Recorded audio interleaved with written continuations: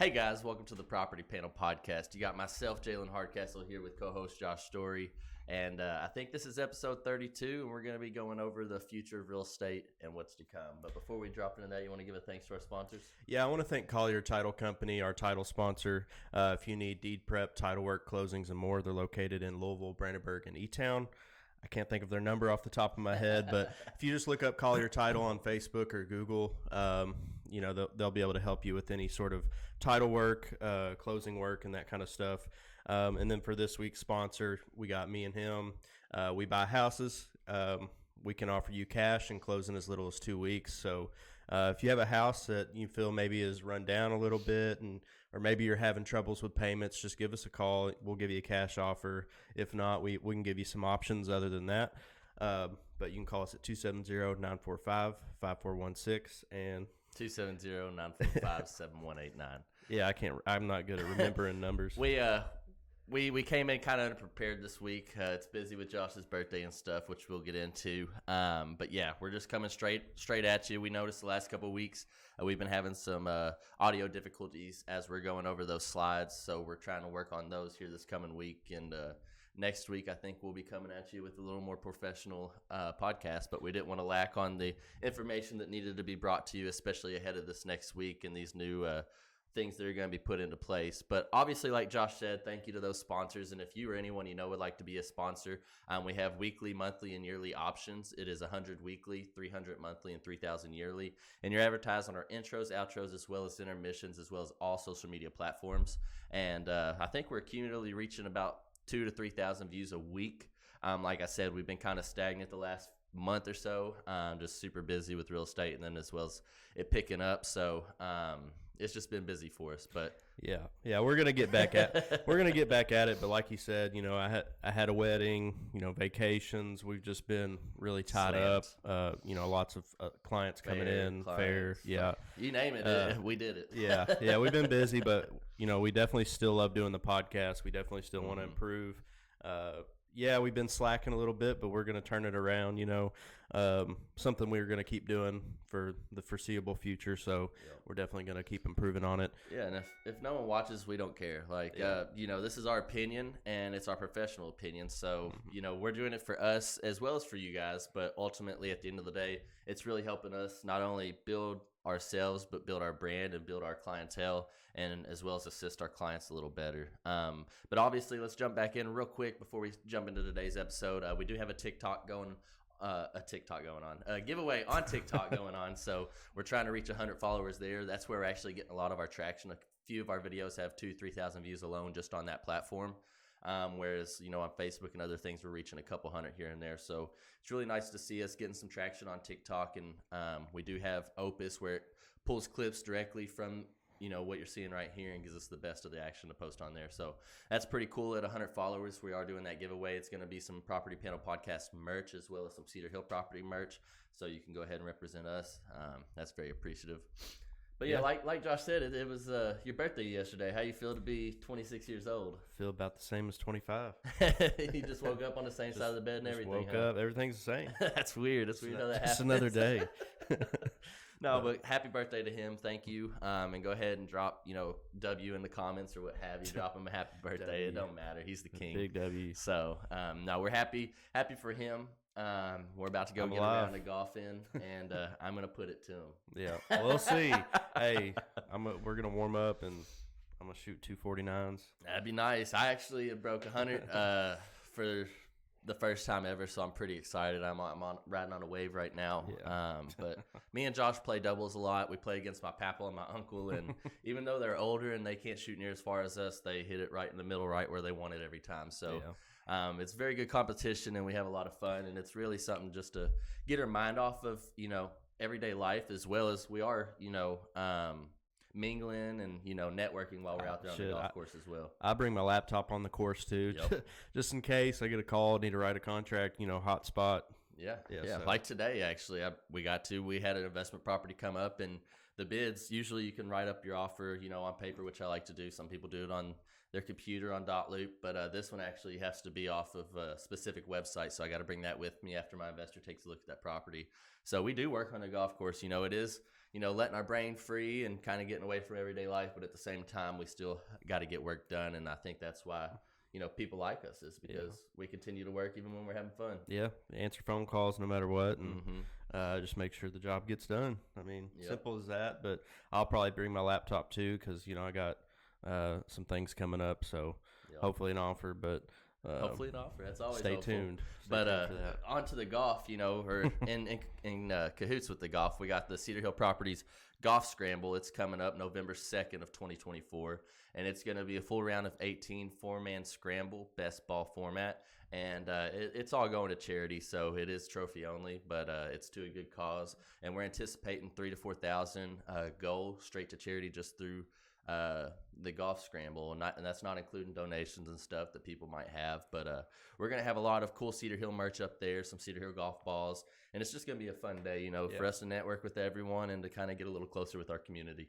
Probably going to work up on making like a graphic or something for us to post. Yeah, it's about that time we need to start kind of getting the word out there. Thinking about that. So if you hear first, then go ahead and get you your 4-man. Sign up now. Try and compete, because you ain't gonna beat us. Yeah. If you're decent, you might. Yeah, you might. We're pretty new golfers, but today's topic, we're going to be going over the future of real estate, which a big part of it's going to change August 17th with the NAR settlement. Basically, we're not allowed to disclose commission rates on the MLS, and that's kind of going to require buyers agents, sellers agents to make sure that they have everything in writing. Or I don't know if it's required, but it's probably good practice, because you could end up going through a whole deal and not getting paid if you didn't check your boxes. But yeah, August 17th, that's rolling in. Where you can't disclose these commission rates, and it's going to change things up quite a bit, I think. Maybe not locally, maybe in bigger cities, maybe Louisville, or across the country, bigger cities. But yeah, I mean, what do you think, Jalen? What do you think? I think you hit it on the head. This is a big change in real estate. I don't think here in the rural areas of Kentucky it's going to make as much of a difference. Definitely in those bigger cities. But also, I think that we need to, we're going to continue to do what we do, and we will continue to advocate for buyer's agent compensation. I think it's a necessity, and we're one of the top brokerages in our area and even the state. We get new listings every single day. So I think if we put our best foot forward and we come together with other brokerages and, show them that, hey, this has been working so well for these past years. You're just making things more difficult for everyone in the transaction, Right. I personally think that we'll continue doing the same thing. Like, I'm thinking of a situation where the seller's only offering, his agent commission and not buyer's agent commission. But then the buyer comes in with an FHA loan. Like, how are they going to pay? And that's tough. So right now, obviously, you get about 3.5% in seller's concessions, or I think it might be up to 5% now. But either way, it's quite a bit of money.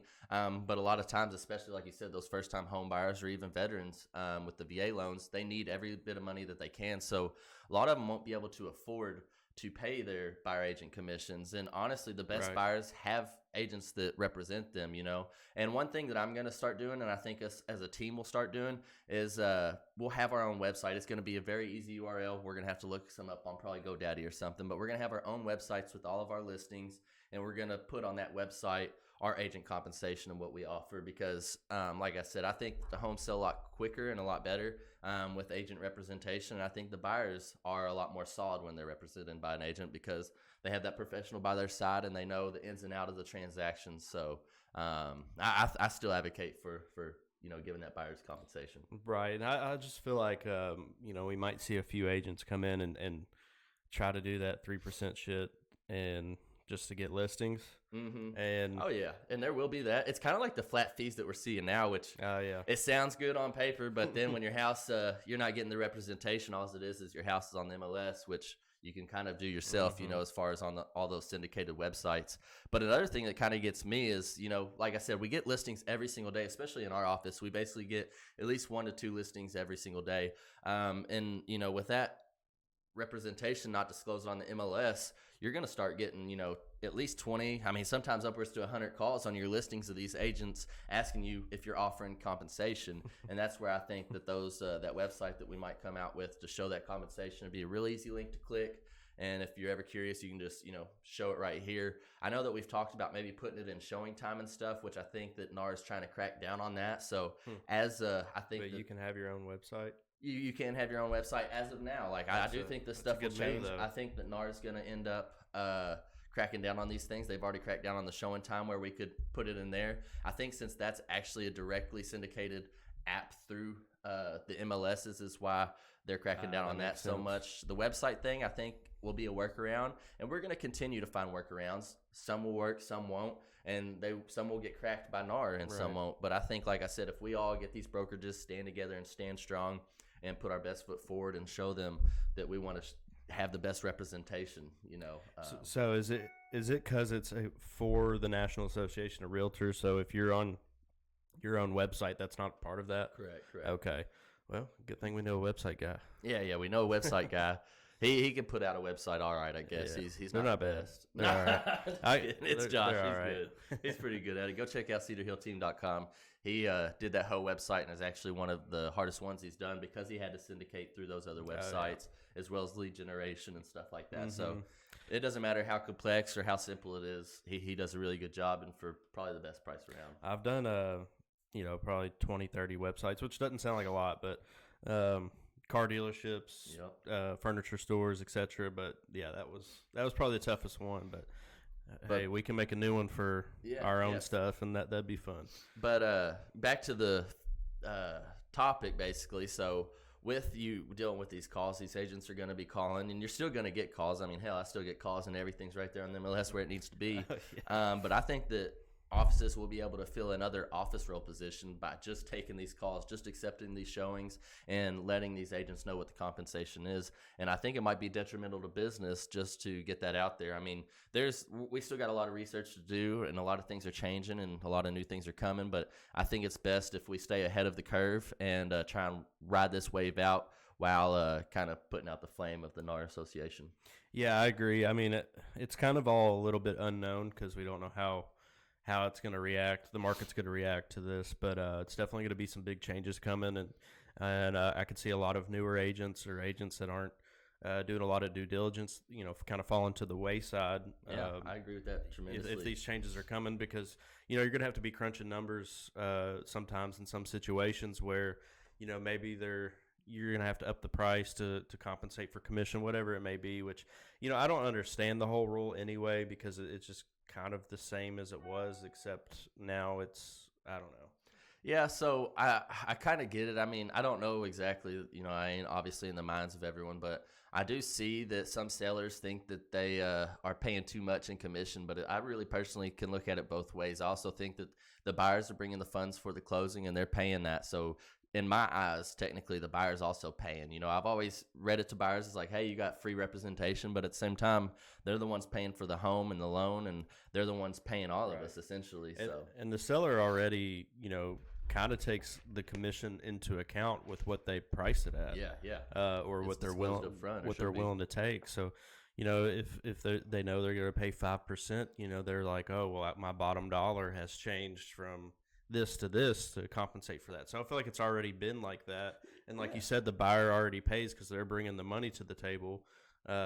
Really, it's just being paid out of the equity of the seller, but the buyer's bringing the check. And we've talked about in previous episodes, on average, there's about a national average, a $50,000 increase when a home is sold with an agent versus not. And I do think the best listing success is those offering those buyer agent commission. I know that the buyers are already expended on funds like we talked about. They're already asking for max closing costs in a lot of cases. So it's going to be really hard, especially like you said, for those first-time buyers to afford paying us an extra, minimum on a $100,000 house, which you can't find is around $3,000. You find in today's market on average about $250,000. That's $6,000, $7,000, $8,000 extra in commission that they would have to pay. And I don't think it should be negotiated on that behalf. I think it should be upfront. I think we should be able to disclose it. you know, and it's still negotiable at the same time. So if an offer comes in lower, you can negotiate that. Yeah, you have an exclusive right to sell and you have that commission placed up front. But basically, every time an offer comes through or a negotiation comes through, you can reevaluate and reset and renegotiate. So, you know, if you have an offer, an agent that's not doing their due diligence or not doing the job they see fit, then, you know, let's lower this commission. Or if they, you know, what have it. It's all negotiable. Right. So it's kind of just like, what the hell? I feel like if, you know, this really takes hold and it changes a lot of things, I feel like the market's going to become a listing agent heavy market. Mm-hmm. And I've actually prided myself on being a buyer's agent. I know a lot of people are like, ooh, I want to be a listing agent because it's easier. It's easier. It is, and it isn't. Well, you know, from the start, maybe not, because you get all it's easier as far as physical labor and, you know, you know, but mentally you still, I mean, I'm drained. I've listed more houses this year than I've ever listed. Like I said, I pride myself on being a buyer's agent this year. I've been pretty split down the middle. But there's a lot of stress that goes with listings, and not everyone wants to price them accordingly. Obviously, I'm a professional and this is my job. I'm not going to price something more or less to make me more or less money. You know, I want to make the most money I can, so I want the most out of that home that I can, you know. But ultimately, I think that I lost my train of thought. Well, listing versus buyer's agent. Oh, yeah, Which one's, you know, more difficult? And they got their pros and cons. Like I said, I think that it's I prefer a buyer's agent because I can find a deal. I can find off-market deals. I have a lot more access at my fingertips, whereas the listings, you don't have that influx of buyers offer that one listing, whereas the buyer, you have a more open, wide range, whereas this listing, you have to sell this specific house. And, you know, no matter if it's a new construction, there's still going to be things wrong with it. So, you know, right. Not everyone's going to love your listing. And especially, like, I got one listing right now. It's priced accordingly. We listed it in the summertime, which is not the best time to list. We're getting more interest, but at the same time, it's a smaller home. And it's a tough sell, you know. It's a beautiful home, but at the same time, it is a tough sell. And the sellers are getting a little antsy, and I just got to keep on telling them, be patient. You know, we've had a lot of interest. School's picking back up. Everything's showing more interest. So I don't know. I still prefer to be the buyer's agent. With this new NAR regulations coming in, it might change my thoughts a little bit, but I'm still going to drive and do what I've been doing. You know, I'm still going to grind. Yeah, I like being a buyer's agent because I feel like you get more of a personal connection with your client just because you're seeing them more often typically. But you know, going in and showing 5 houses back to back, it's kind of cool because, you know, you can really, you know, sell them on a house. Not that you're like trying to get them to buy something, but at the same time, you're like pointing out, you know, what's good and bad about a house, and it's cool when they finally find that one that they really like, and it's a fun process. Whereas listing agent, you know, you kind of do your initial setup and then you're marketing throughout, but you're really just waiting someone to come in.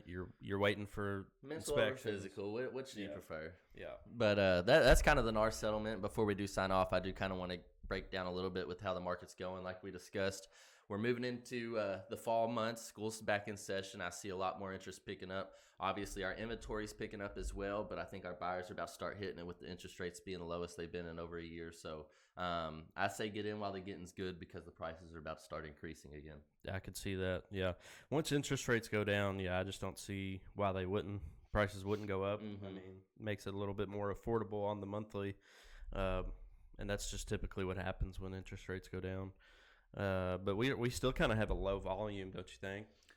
Or is it kind of leveled out a little bit? So that's the thing. Like, homes are actually selling like hotcakes. So when I first started real estate about 8 years ago, it was very common to see, at least in Meade County, see about 70 homes for sale at one time. Since COVID happened about 3-4 years ago, the average we've seen it get as low as 20 houses in Meade County, but around average we've seen about 40 to 45 houses. And now we're already picking up to 60 to 70 houses, I think. I think there's about 66 active listings right here in Meade County at the moment. So the inventory's picked up. But like I said, those interest rates are lowering. So I think that the clientele and the buyers are actually getting back out there and looking before those prices do increase. So it's still a competitive market. And I say get in while the getting's good, like I said. Yep. And date the rate and marry the house. Yep. There you go. That. So... yeah, guys, I think that's it, unless you got anything else to add. I ain't got nothing else to add. Like I said, drop a comment, like, share, subscribe. Anything helps. It goes a long way. And if you'd like to see us come back live, it's been a couple months since we did a live video, so I would like to come back and do one of those as well. But you want to give a thanks to our sponsors before we tune on? Yeah, I want to thank Collier Title Company. They do deed prep, title work, closings, and more. They're located in E-Town, Louisville, and Brandenburg, and their phone number is 270-763-6589. So give them a call if you need any title work. And then for this week's sponsor, We Buy Houses, we can offer you cash and close in as little as 2 weeks. Just give us a call at 270-945-5416 or call Jalen. But thank you guys. Thanks for tuning in, and we'll see you next week.